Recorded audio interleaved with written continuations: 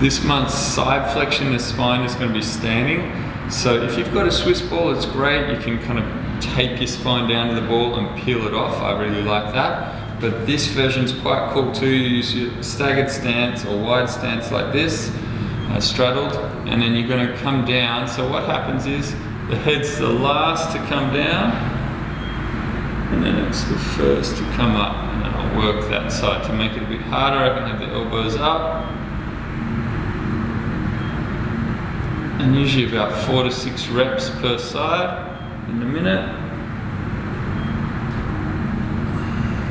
So doing that. So when I go down, I'll breathe in.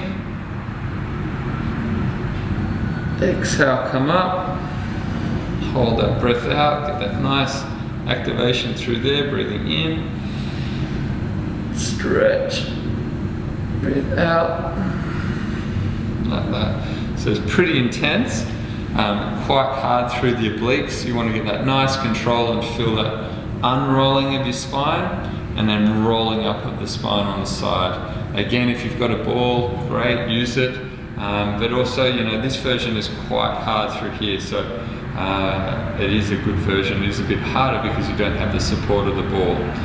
The ball's great because you can use the support to really come right down and get a stretch. The bigger the ball, obviously the more support, less angle that you're going to go through the spine, that's going to go into the spine. So whereas you've got a smaller ball, it's going to go into that tighter angle. Without the ball, you've really got to use the muscles to control that curve. So it is a lot harder in that sense. So get that one done, keep those obliques nice and healthy and strong, and it's also going to overflow into that neck stability as well. Enjoy it.